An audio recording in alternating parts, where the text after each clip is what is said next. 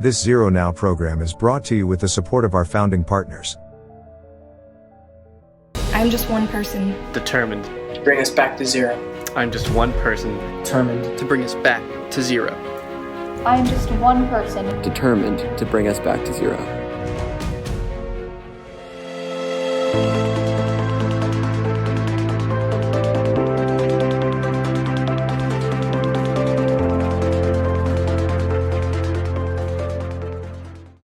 Thank you so much again, Martin, for taking the time to do this interview with us. I really appreciate it. I know how busy you must be in these times.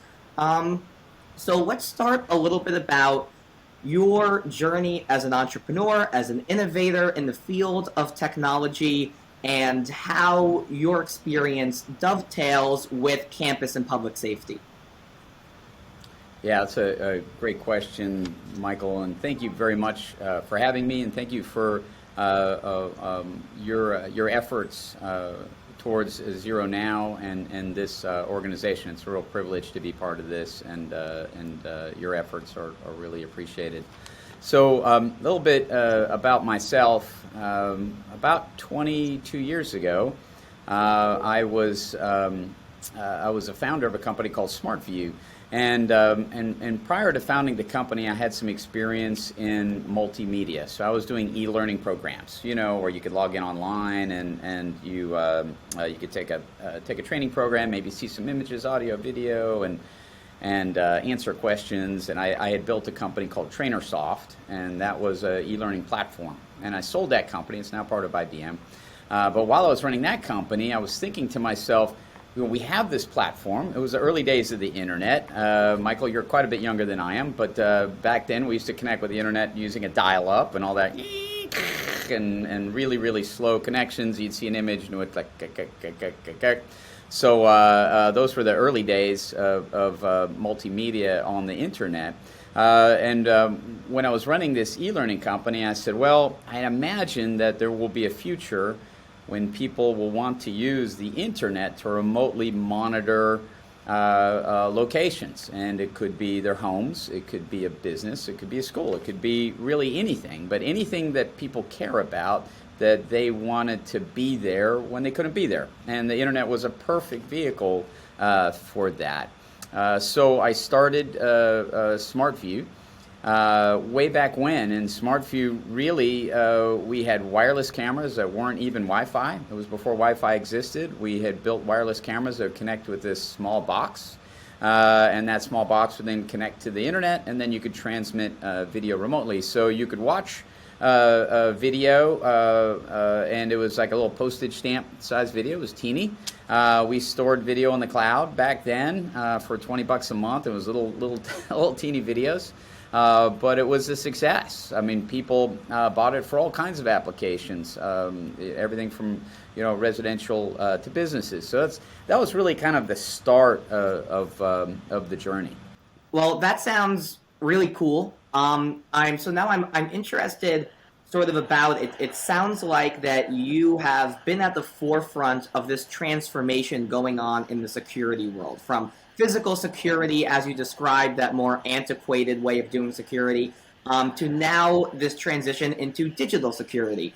So I'm interested about how your company, SmartView, helped lead that change and where that change is going from here.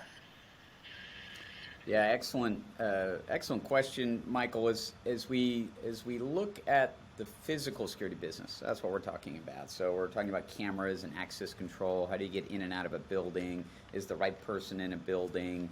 I'm doing surveillance and something bad happened. And if we look at what the past was, it was all forensic. And by forensic, I mean something bad happened.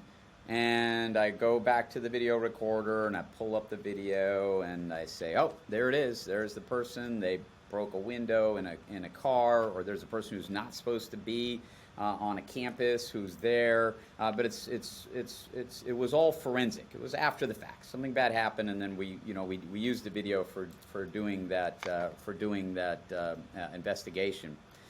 And in the early days of SmartView, it was still forensic. but the benefit that we were introducing to the market was live, real-time, remote viewing. So what we were able to say is, hey, you're responsible for a school or a campus or a playground or any type of a facility or location, instead of waiting till something bad happened and then driving to the location, opening up the video recording system and finding the bad video and then calling the police, we had delivered this amazing ability to remotely, thanks to the internet, remotely monitor the video live, and that was the first step. And that was quite a bit ago, but that was the first step in this digital transformation.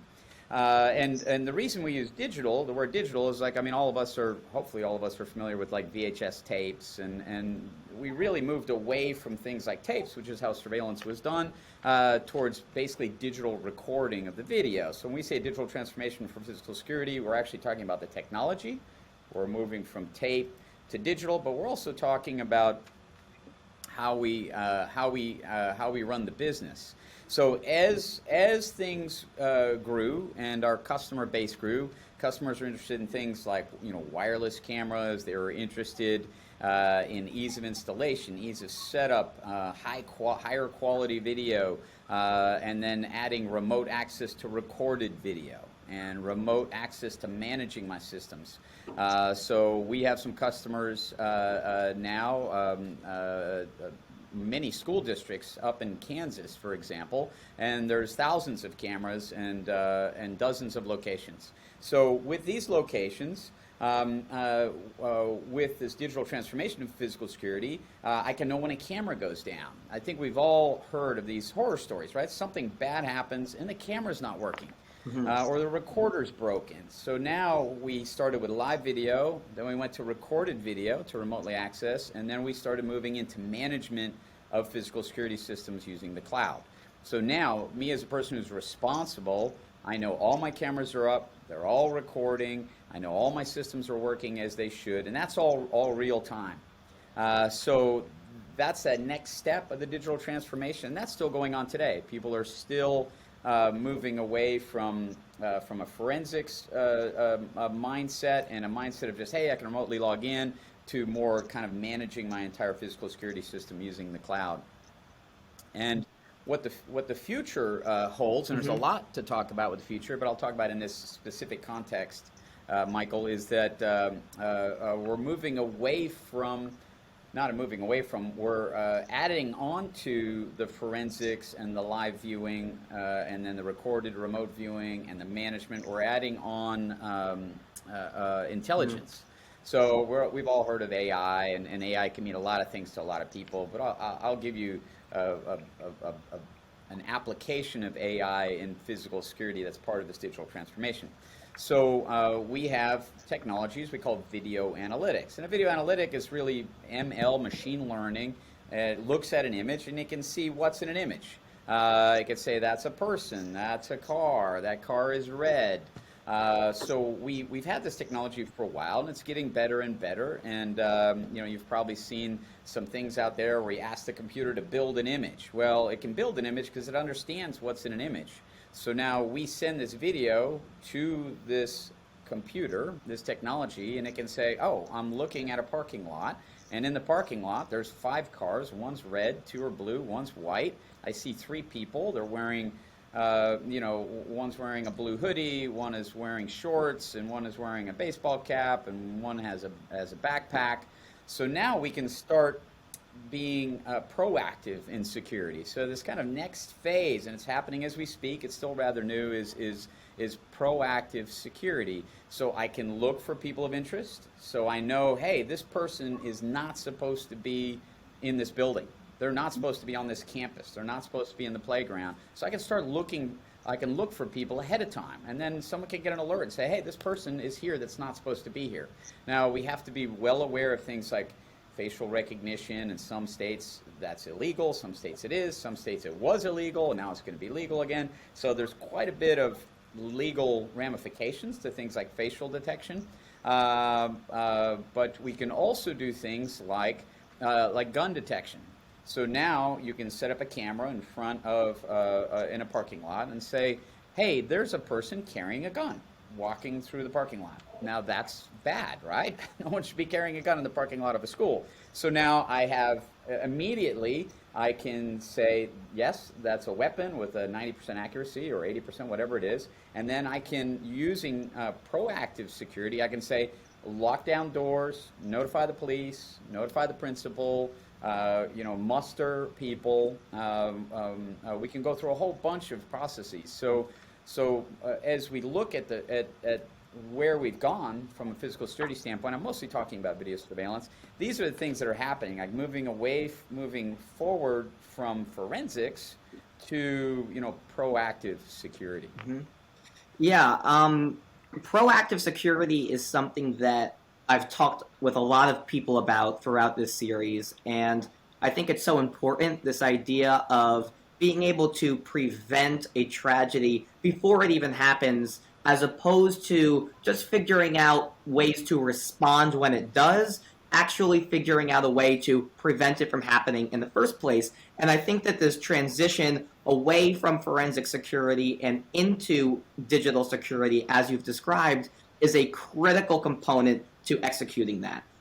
So I'm wondering, what is the ubiquity around these systems, around this new technology? Is this something that a public school district would have access to? Is this something that at this point in time is reserved for more better funded college institutions? What does that look like? Yeah, that's, I think we're really coming to the meat of the matter of this. We all want preventative security. I mean, wouldn't it just be wonderful if our buildings can be smart enough to think for us and make decisions to keep us safer and healthier? And that's part of Johnson Controls' overall mission, is smarter autonomous buildings that reduce energy, they're safer, they're healthier. So as part of a big picture at Johnson Controls, I'm in the security division, but as a big picture, this is the core to our being. This is our raison d'etre at Johnson Controls. So you're really hitting the nail on the head. It's like, how do we get to the place where this becomes ubiquitous, where it's cost effective? Any school can afford this, and it's easy to install and it's easy to use.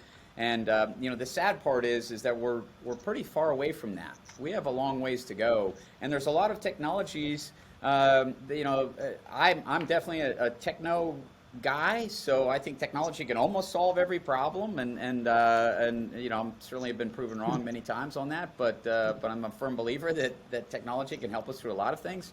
And one of the challenges is that, like we talked about the gun detection. If someone gets out of their car and they're carrying a rifle, an assault rifle, well, those rifles are pretty big, kind of hard to hide, and the imager can detect that, and that's not that difficult of a problem to solve. It's hard, but it's not that difficult. But if someone takes a small pistol and has it in their jacket or hidden in their pocket, it's like, okay, I can't use imaging technology to do that. Maybe I use a metal detector. Maybe I use other technology. So there's a long way to go. I'm firmly convinced that we will get to that point. The technologies, as everybody knows, technologies get less and less expensive and more powerful. I mean, I look at my phone today, and the kinds of photos I can take are mind-blowing. So now I've got a 16 megapixel photo that I just took of a sunset, right down the street at a park, and it's spectacular. It looks like Ansel Adams took it or something.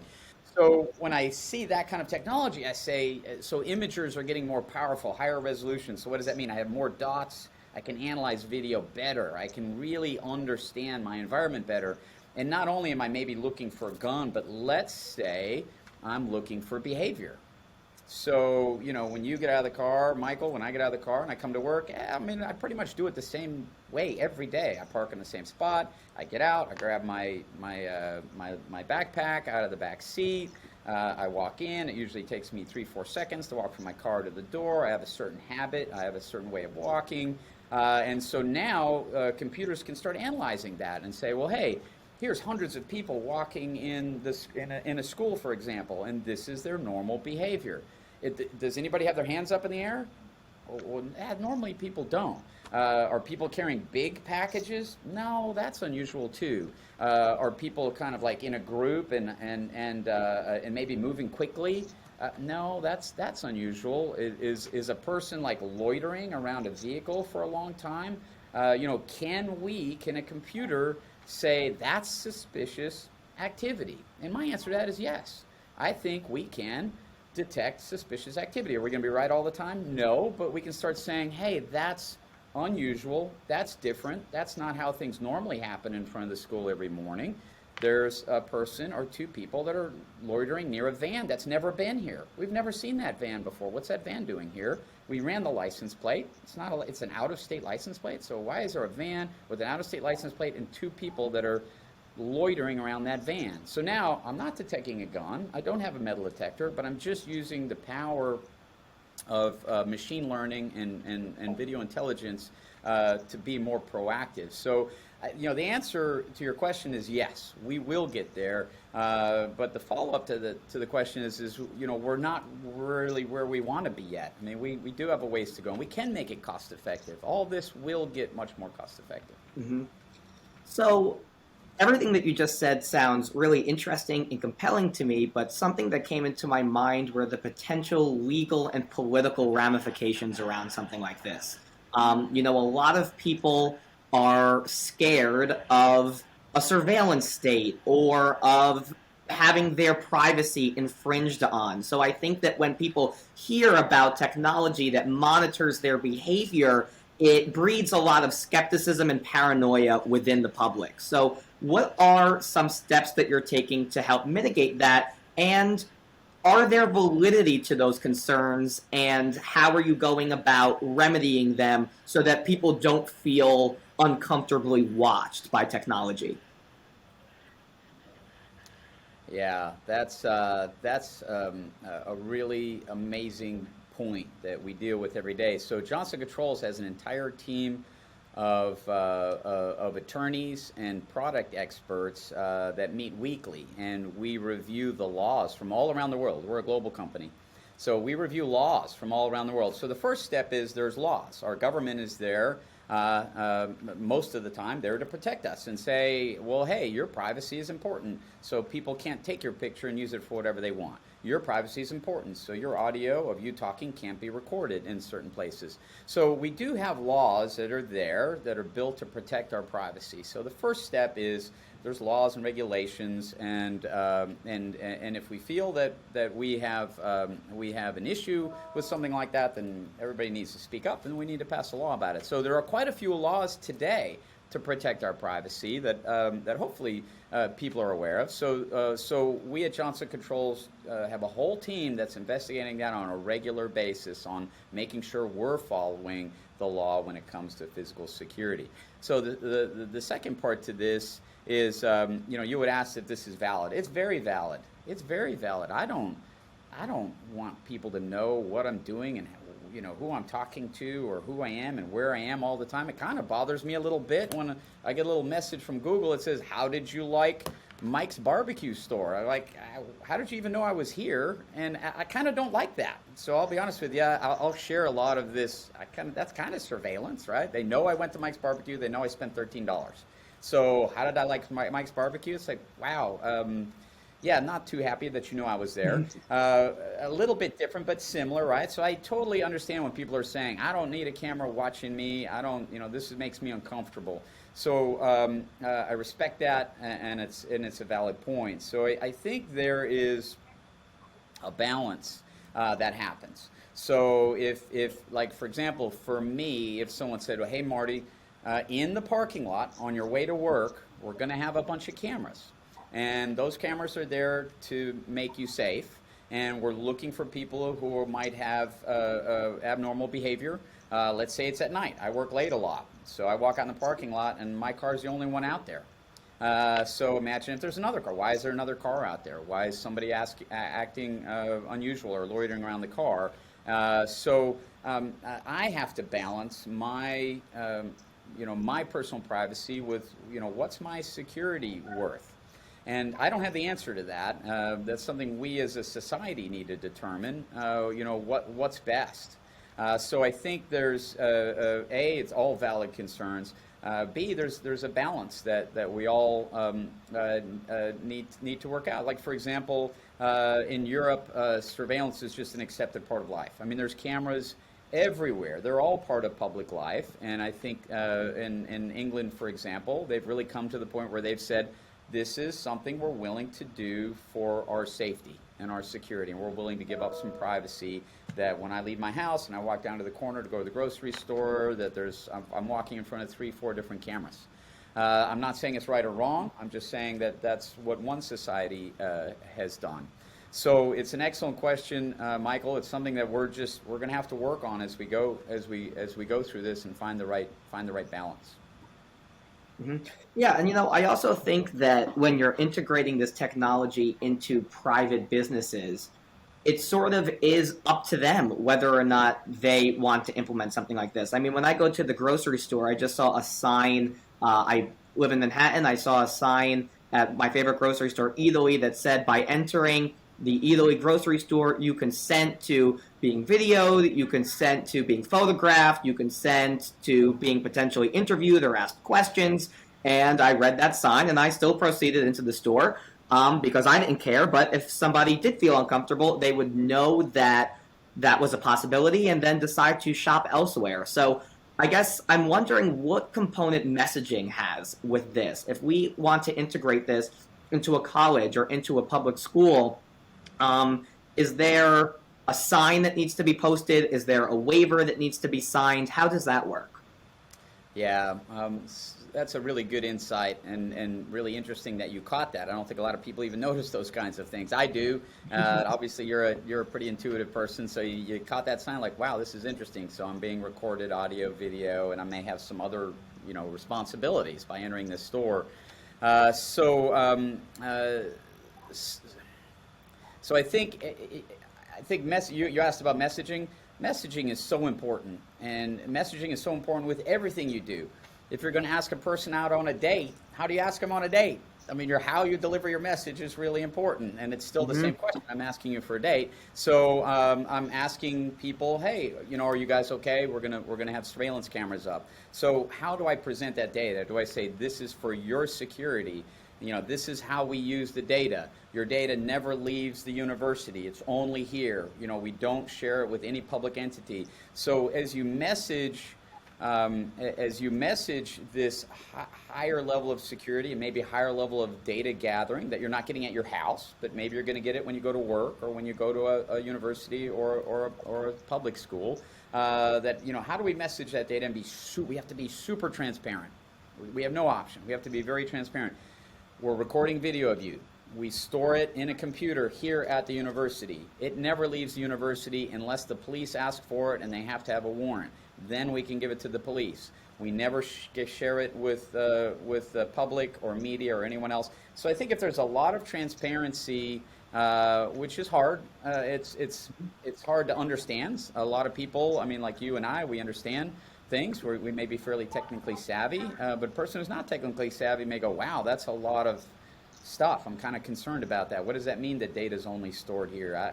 What kind of data? What are you talking about? So there may be some concerns there. So I think the messaging, as you said, is super critical about how we move forward with this. And there is no perfect right answer. I will say my experience in life has been the more transparency, the better.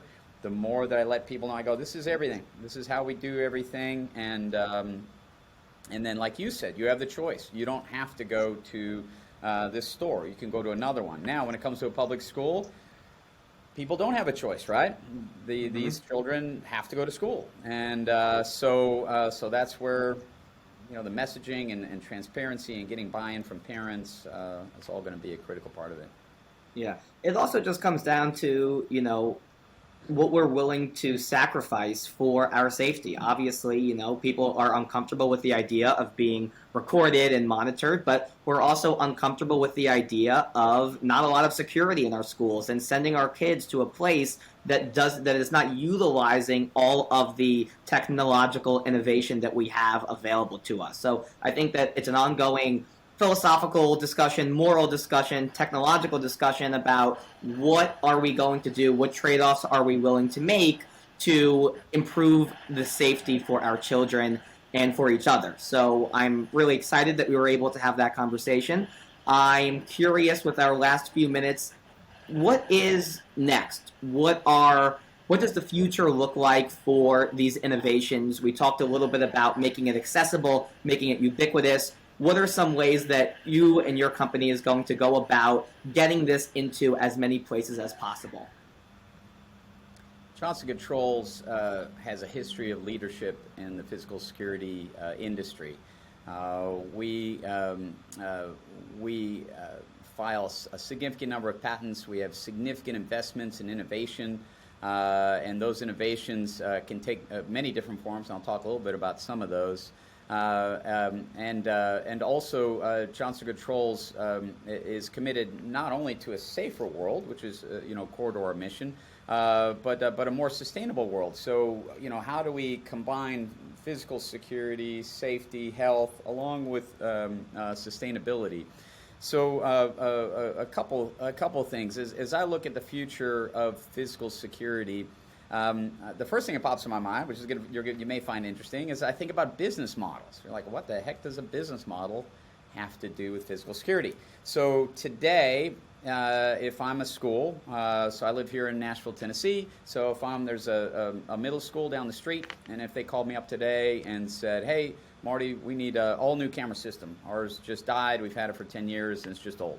I said, okay, how many cameras do you got? So we have 100 cameras. So they're going to buy 100 cameras, and they're going to buy a recorder device for those 100 cameras, and then they're going to have it installed, and then they may have someone manage it and maintain it.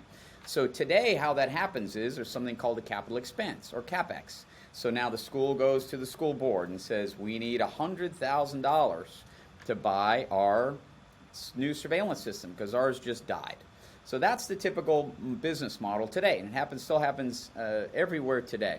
So at Johnson Controls, we're innovating on the business model side, and we're introducing to the market something called security as a service. Now, you've probably heard of SaaS, right? Software as a service. We've kind of spun that a little bit. You can call it PSaaS, physical security as a service. We call it SaaS around here, security as a service. So now that school, if they call me up and said, we have 100 cameras, we want a recording device, we want all these services, instead of me saying, well, that's $100,000, you're going to have to pay up and we'll come up and install it, then I could say, well, look, it's $10,000 a year. Now the school's like, wow, this is great. You didn't completely chew up my entire capital expenditure budget. I can now buy more books, or I can buy more desks, or I can add an extra classroom on the back, because now I have this $10,000 a year expense. And those are just general numbers I'm talking about. So one innovation, which is not even technology at all, which is how do we do business? How do we make it more cost-effective, more affordable for schools, universities to purchase these kinds of technologies? So the security as a service is an interesting thing. On the technology side, we already talked about intelligence, so I'm not going to spend too much time on that. But our systems are just getting smarter and smarter and smarter. And how do we pull more information out of those systems? The second part on the technology side, I would add, is that the cost and the power of the cameras is huge. So cameras, or for me, they're the Uber sensor. Cameras can do almost anything. I mean, they really can do almost anything. Now, they can't smell vape, for example, so I need a special sensor to detect vape or marijuana or something like that. But a camera can say, that's a person, that's a vehicle, that's Bob, that's Frank, that's a gun, that's a knife, they're acting weird, there's 5 people waiting in line, there's a congregation of 10 people over here. So cameras are just, because the cameras are getting a higher resolution, we can do more and more with the data. So a big driver is higher resolution, lower cost cameras, and the camera prices keep going down. So that's an amazing step forward, and that's affecting everybody, not just Johnson Controls, but anybody in the security and surveillance space is being affected by that. The next thing, so we talked about the business model, we talked about intelligence, we talked about the cameras themselves. And I think this is kind of a little step on the intelligence side, but you're probably familiar with, and if you're not, I'll explain it, as what a rules engine is. And so I think rules engines are going to become more and more prevalent with physical security, and they're used in all bunch of businesses right now. And a typical rules engine, you might have is you might have it at your house, like if you have a Nest thermostat or something. Is when I come home, and Nest knows that you come home because you have your phone, and your phone gives a location. When I come home, turn the AC down to 71. A simple rule. That's kind of if this then that rule. So the kinds of rules engine I'm talking about are significantly more sophisticated. We're calling these like Bayesian rules engines. So a Bayesian rules engine allows you to take, like, not left to right, if this then that. I can now take 1,000 data points, and then I can make decisions based on those data points and have multiple decisions that affect each other. So I'll give you an example of that. If on social media I notice that there is a riot a quarter mile away from my school, if I notice there's a gathering of people out in the parking lot, if at the same time there's on the police scanner, police have been called to come to a certain area. So now imagine, you can use your imagination, what are all the data points? And I'm not just stuck with look at the image and do something. I'm now reaching out to the wider world and saying, give me the data point. What's up with the police? What's social media saying? What am I looking at? You can do everything from time, temperature, humidity, sounds, if I hear raised voices. So imagine all of these data points now becoming part of this rules engine, and it's significantly more sophisticated than an if this then that. So that's easily to throw that as part of the intelligence, but I see that as something separate. I see rules engines as taking a huge part of physical security. And as we started this whole conversation, Michael, as we move away from forensics to preventative, and these rules engines are going to play a big part of that. Yeah, well, it was an honor to talk to you about this, to talk to somebody who's really leading the charge, leading the conversation. So thank you so much for being a part of ZeroNow, and thank you so much for taking the time to talk to me today. Thank you, Michael, and thank you for all you're doing, and just really, really privileged to be part of the ZeroNow group.